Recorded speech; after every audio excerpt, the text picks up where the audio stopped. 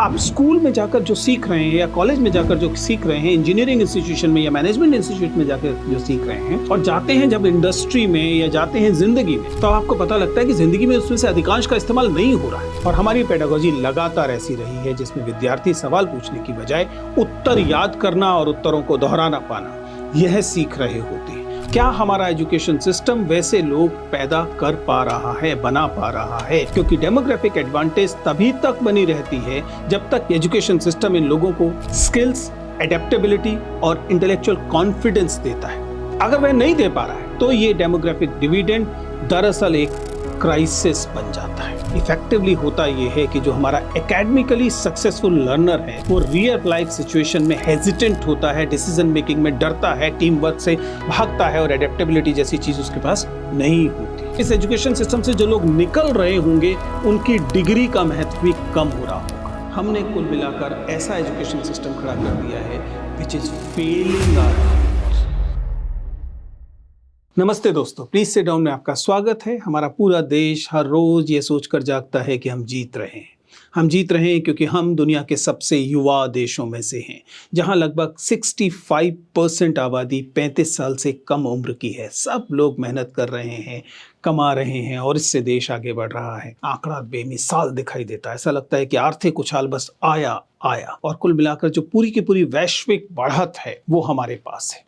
लेकिन सच्चाई ये है, और एक ऐसी सच्चाई जिसे कोई नहीं बोल रहा, वो ये कि भारत के ये तमाम युवा, इनमें से आधे ग्रेजुएट शायद एम्प्लॉयबल हैं ही नहीं। यानी कि हर 2 में से एक engineer, MBA, computer science graduate, यहाँ तक कि अच्छे कॉलेज से पढ़े हुए स्टूडेंट्स, उन्हें भी ये सुनना पड़ता है जब वो अप्लाई करते हैं कि हमें इस स्किल सेट की जरूरत नहीं है। और AI व ऑटोमेशन के दौर में जो ट्रेडिशनल नौकरियां थी वो तेजी से गायब हो रही हैं और नए स्किल्स जो हैं वो नहीं हैं इन लोगों में। कुल मिला के भारत का जो डेमोग्राफिक डिविडेंड था, जिसे जनसांख्यिकीय फायदा कहा जाता है, बार बार हम लोगों ने पढ़ा, यूपीएससी के इंटरव्यूज में बार बार पूछा कि डेमोग्राफिक डिविडेंड क्या है और भारत को क्यों डेमोग्राफिक डिविडेंड है। अब स्थिति ये है कि ये डेमोग्राफिक डिविडेंड एक डेमोग्राफिक लायबिलिटी बन गया है। अब ये स्थिति आ गई है कि अब ये हमारे लिए एक संकट हो गया है। असल मुद्दा यही है कि भारत का जो डेमोग्राफिक डिविडेंड है वह, यानी कि हमारी युवा आबादी, कहीं वह एक डेमोग्राफिक लायबिलिटी तो नहीं बन गई है, एक क्राइसिस तो नहीं बन गई है। किसी भी समाज में दरअसल उसकी जो शक्ति होती है वह जनसंख्या की संख्या में नहीं होती कि कितना नंबर है, उस जनसंख्या की कैपेबिलिटी में होती है। उसके इंटेलेक्चुअल कैपेबिलिटी क्या है, उसकी प्रैक्टिकल, उसके अंदर स्किल्स कौन सी है, उसमें डिसीजन मेकिंग कितनी है। हमारी यूथ पॉपुलेशन जो है उसे हम कहते हैं, और किसी दुनिया में किसी भी देश में ये कहा जाता है कि वो एक ग्रोथ इंजन है। लेकिन ये इंजन तभी काम करता है जब उसके भीतर सही डिजाइन हो, सही फ्यूल हो, बाकी सारे कंपोनेंट ठीक ठाक हो। और एजुकेशन सिस्टम का यही काम होता है। एजुकेशन सिस्टम जो है वो युवाओं को वह जरूरी स्किल्स देता है, वह जरूरी कैपेबिलिटीज देता है, डिसीजन मेकिंग की कैपेबिलिटीज, क्रिटिकल थिंकिंग की कैपेबिलिटीज, जिसके बेसिस पर यह पॉपुलेशन कम्युनिटिव सेंस में, यह पॉपुलेशन कलेक्टिव तौर पर वास्तव में वो पोटेंशियल दिखाती है जिससे कि प्रोडक्टिविटी बढ़ रही होती है, प्रोडक्टिव किस्म की कैपेसिटी बढ़ रही होती है। यही एजुकेशन का वास्तविक ऑब्जेक्टिव भी है। यानी कि केवल लिटरेसी देना नहीं है, केवल डिग्री देना भी नहीं है। मूल काम यह है कि समाज को आज से कुछ समय बाद जैसे लोग चाहिए होंगे वैसे लोगों को पैदा करना, वैसे लोगों को तैयार करना, लोगों को उस रूप लायक बनना। यानी हमें पहले से पता होना चाहिए कि अगले 10 साल बाद हमें कैसे लोगों की आवश्यकता होने वाली है, और उनके लिए जो स्किल्स चाहिए, जो डिसीजन मेकिंग कैपेसिटीज चाहिए, जो सोचने की क्षमता चाहिए, वो हम दे पाएं। और ऐसा करने के लिए आपको एक बहुत कैपेबल एजुकेशन सिस्टम की जरूरत होती है। सवाल यह है कि क्या हमारा करंट एजुकेशन सिस्टम उतना कैपेबल है या रहने दिया गया है। ऐसा तो नहीं कि हमारा सिस्टम या तो आउटडेटेड होता जा रहा है या उसकी एकेडमिक कंसर्न्स जो है वो मौजूद नहीं है। इकोनॉमिक सस्टेनेबिलिटी, वर्कफोर्स प्रिपेयर्डनेस और जो सोशल स्टेबिलिटी है उसके लिए जैसे लोग चाहिए, क्या हमारा एजुकेशन सिस्टम वैसे लोग पैदा कर पा रहा है, बना पा रहा है? क्योंकि डेमोग्राफिक एडवांटेज तभी तक बनी रहती है जब तक एजुकेशन सिस्टम इन लोगों को स्किल्स, एडेप्टेबिलिटी और इंटेलेक्चुअल कॉन्फिडेंस देता है। अगर वह नहीं दे पा रहा है तो ये डेमोग्राफिक डिविडेंड दरअसल एक क्राइसिस बन जाता है। इसको थोड़ा सा ढंग से समझिए कि कब ऐसी स्थिति आएगी कि जो चीज एडवांटेज होनी चाहिए वह एडवांटेज ना रह जाए। क्योंकि एडवांटेज होना एक कंडीशनल पोटेंशियल है केवल संख्या से ये नहीं हो जाता। संख्या है, महत्वपूर्ण है, लेकिन उस संख्या में, उस यूथ पॉपुलेशन में प्रोडक्टिविटी की गुंजाइश कितनी है। एजुकेशन सिस्टम इस यूथ को सोचने के लिए, विश्लेषण करने के लिए और बदलती हुई परिस्थितियों के हिसाब से डिसीजन लेने के लिए तैयार कर पा रहा है या नहीं कर पा रहा। अगर हमारा एजुकेशन सिस्टम ऐसा नहीं कर पा रहा तो स्वाभाविक है कि ये जो डेमोग्राफिक डिविडेंड है वह एक समय के बाद वास्तव में परेशानी बन जाएगा। ध्यान रखिएगा, अगर आज आपकी 65% आबादी 35 साल से कम है तो मात्र 15-20 साल के बाद यही आबादी दरअसल 50 साल से ज्यादा हो जाएगी और इनको रिप्लेस करने के लिए आपके पास पर्याप्त युवा नहीं होंगे। याद रखिएगा कि हमारा TFR 1.9 हो गया है। इसका मतलब है कि हम अब रिप्लेसमेंट की स्थिति में नहीं है। ये डेमोग्राफिक डिविडेंड कुछ समय के बाद आपके लिए डेमोग्राफिक लायबिलिटी होने वाला है, क्योंकि कम आबादी को बड़ी आबादी की, ज्यादा आबादी की देखभाल करनी पड़ेगी। एजुकेशन सिस्टम का ये काम था कि वो इन युवाओं को इस लायक बनाए, लेकिन हमारा करिकुलम जो है वो है स्टेगनेट कर जाता है, इवॉल्व नहीं होता। लिविंग करिकुलम डिजाइन दरअसल एक लिविंग प्रोसेस है, जिसे लगातार इंटरेक्ट करना होता है फ्यूचर के साथ, सोसाइटी के साथ, पॉलिटिक्स के साथ, तमाम चीज़ों के साथ, और उसके आधार पर उसको अपने आप को अडेप्ट करना होता है। लेकिन जब आप टॉप डाउन अप्रोच के साथ आते हैं तब आप पाते हैं कि आपको अचानक एक दिन नीति बताई जाती है और कहा जाता है कि आज के बाद आप ये चीज़ पढ़ेंगे, आपको एंशिएंट नॉलेज सिस्टम पढ़ना है, आपको X पढ़ना है, Y पढ़ना है, और इस प्रक्रिया में आप भूल जाते हैं कि इन युवाओं को भविष्य के लिए तैयार होना था, केवल अतीत पर गौरव नहीं करना था। और ये सारे प्रोसेसेस इंटरकनेक्टेड प्रोसेसेस हैं, ध्यान रखिएगा। इनमें से कोई भी प्रोसेस अलग अलग खांचों से नहीं होता, चाहे वह पेडागोजी का सवाल हो, चाहे वह करिकुलम का सवाल हो, सिलेबस का सवाल हो, ये सब के सब आपस में जुड़े हुए सवाल हैं। बस पेडागोजी को लीजिए ना, हमारी पेडागोजी ऐसी होनी चाहिए कि जो लोगों को सोचना सिखाती हो, विद्यार्थियों को सोचना सिखाती हो, क्योंकि जब विद्यार्थी सोचता है तो वह अडेप्ट कर सकता है। लेकिन हमारी पेडागोजी करंटली क्या करती है, मेमोरी को ट्रेन करती है, मगअप करना सिखाती है, आपने क्या सीखा और उसके बाद आप उसको दोहरा सकें, केवल यह बात। यही आपसे परीक्षाओं में भी पूछा जाता है। ये वाली जो पेडागोजी है, ये एजुकेशन सिस्टम की एक बड़ी परेशानी है।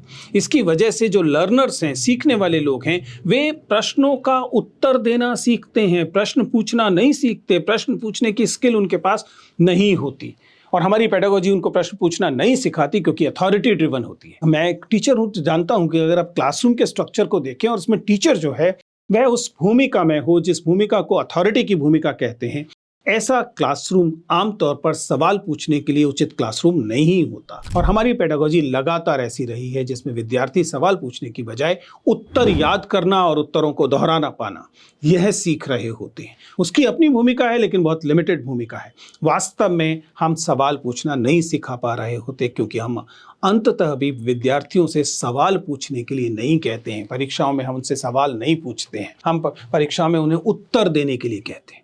आज तक कोई क्वेश्चन पेपर आपको याद नहीं होगा जो ये कहता हो कि इस पर 4 सवाल बनाकर दिखाइए। हमेशा उत्तर होता है, प्रश्न पत्र आता है कि इसमें 4 सवाल हैं, इनमें से 4 के या 3 के या 2 के उत्तर दीजिए। और यह जो असेसमेंट है, यह दरअसल मेमोरी का असेसमेंट हो जाता है। ये हमारे एजुकेशन सिस्टम की एक अन्य परेशानी है जो बदलती है हमारे डेमोग्राफिक डिविडेंड को डेमोग्राफिक क्राइसिस में।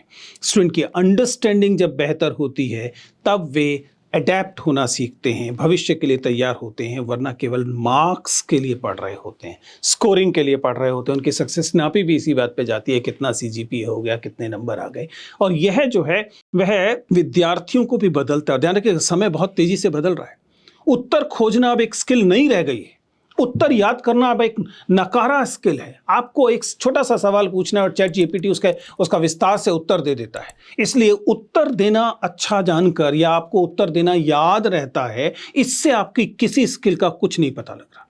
कल को किसी ऐसे विद्यार्थी की जरूरत नहीं होने वाली है, ऐसे वर्कफोर्स की जरूरत नहीं होने वाली है जो प्रश्न का उत्तर दे सके, बल्कि प्रॉम्प्ट तो सवाल पूछना है ना। इसका मतलब है कि आपको ऐसे लोगों की आवश्यकता होने वाली है जो सही सवाल पूछना जानते हो, क्योंकि उत्तर देने के लिए तो आपके पास पूरा का पूरा स्ट्रक्चर तैयार हो गया है।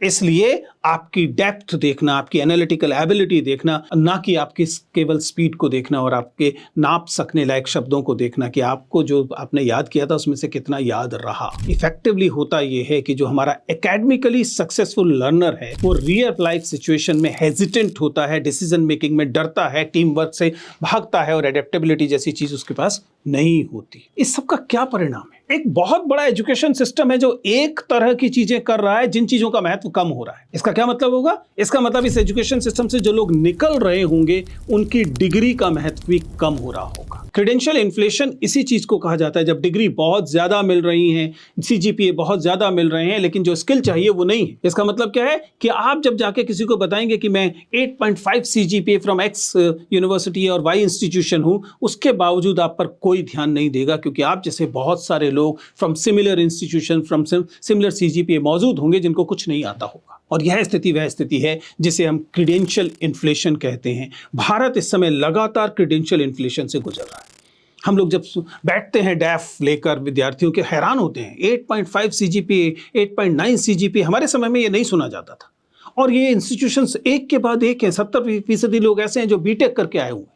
इसका मतलब बीटेक की डिग्री का कोई महत्व नहीं रह गया। एमबीए करे हुए विद्यार्थी इतने ज़्यादा हैं कि एमबीए की डिग्री का कोई महत्व नहीं रहेगा। कुल मिलाकर डिग्रियां बढ़ती जाती हैं, और जब चीज़ों की सप्लाई बढ़ती है तो उनकी वैल्यू कम होती है। ये सप्लाई का बढ़ना इन्फ्लेशन की तरफ लेके जाता है। सर्टिफिकेशन मल्टीप्लाई हो रहे हैं, लेकिन कैपेबिलिटी उसकी प्रोपोर्शन में नहीं बढ़ रही है। और ये वह स्थिति है जिसमें लोग एक्यूमुलेट कर रहे हैं डिग्रीज को। पहले केवल ग्रेजुएशन से काम चल जाता था, फिर पोस्ट ग्रेजुएशन की जरूरत पड़ने लगी। आजकल तो लोग पीएचडी तक की बात करने लगे हैं। You are accumulating degrees, you are accumulating certification, but you are not getting the kind of wisdom that is required, and that's what the foundational gap is.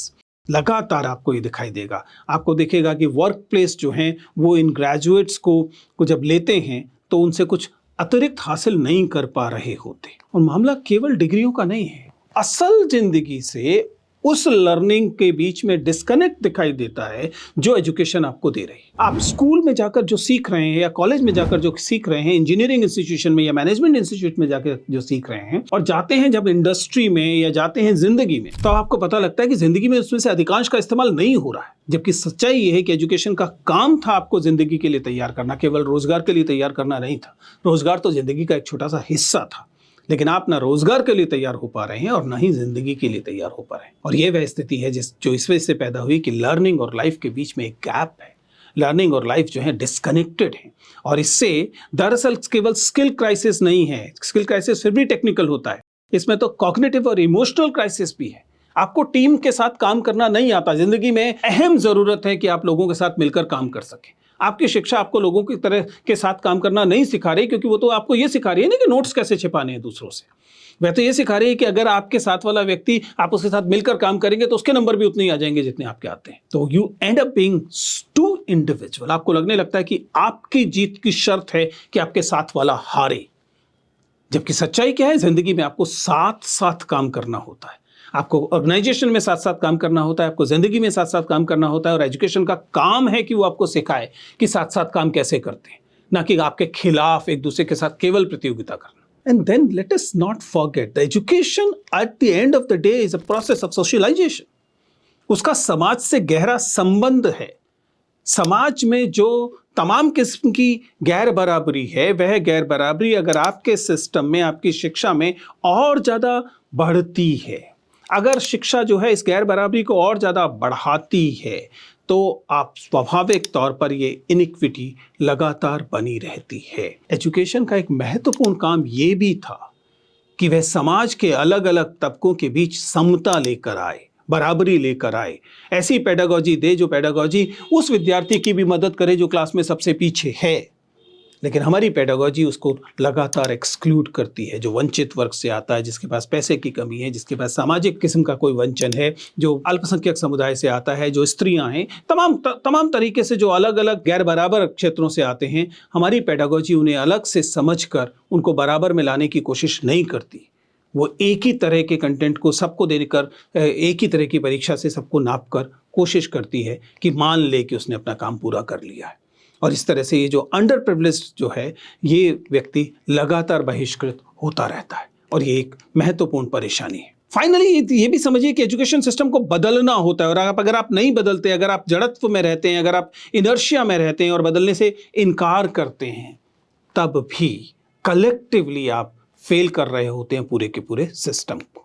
तो एजुकेशन सिस्टम जो है वो कैपेबिलिटी फॉर्मेशन के रूप की तरह देखे जाने की जरूरत है। हमने कुल मिलाकर ऐसा एजुकेशन सिस्टम खड़ा कर दिया है which is failing our youth, which is failing our youth, जो कुल मिलाकर केवल एक ऐसी डिग्री देता है जिसके बाद वह उम्मीद करता है कि आप अलग अलग प्रतियोगी परीक्षाओं में हिस्सा लेंगे और एक दूसरे को हराकर कोशिश करेंगे कि आपने एसएससी क्रैक कर लिया तो आप बाबू बन गए, अगर आपने यूपीएससी क्रैक कर दिया तो आप बड़े बाबू बन गए। और ये सारी की सारी प्रक्रिया बताती है कि एजुकेशन सिस्टम का जो प्रमुख काम था, आप में विवेक पैदा करना, आप में बराबरी की क्षमता और न्याय का विचार पैदा करना और आपको समाज के लिए तैयार करना, आपकी ज़िंदगी के लिए तैयार करना, आपकी रोजगार और आजीविका के लिए तैयार करना, वह ये नहीं कर पा रहा है। और अभी नहीं कर पा रहा है का मतलब है कि हमारा भविष्य फिर नष्ट होता है। क्योंकि अगर एक बहुत बड़ी आबादी जिसकी जिम्मेदारी 2 पीढ़ियों को संभालने की है, वह स्वयं को नहीं संभाल पा रही होगी तो क्या स्थिति होगी। वर्तमान में हम यही क्राइसिस देख रहे हैं। स्किल का क्राइसिस है, विजडम का क्राइसिस है, अपॉर्चुनिटीज का क्राइसिस है। यह एजुकेशन सिस्टम की वजह से हो रहा है। जब आपको मेमोरी ज़्यादा महत्वपूर्ण लगती है, याद रहा या नहीं ज़्यादा महत्वपूर्ण लगता है, तब आपको कन्फॉर्मिटी जो है वो ज़्यादा इंपॉर्टेंट लगने लगती है। क्योंकि केवल याद रखने वाला व्यक्ति जो है वह सवाल नहीं उठाता। जब वह सवाल नहीं उठाता तो वह पिछलग्गू बनता है, सत्ता का पिछलग्गू बनता है, कन्फॉर्मिटी दिखाता है, समाज में जो नियम कायदे चल रहे हैं उन्हीं के हिसाब से चलने लगता है। उसके अंदर जड़त्व आता है, उसके अंदर एक किस्म का इनर्शिया आता है और ये एडेप्टेबिलिटी के अभाव को दिखाता है। इसलिए ध्यान रखिएगा, education system is something we need to work on and the education should be one that brings adaptability, that brings skills, that brings wisdom.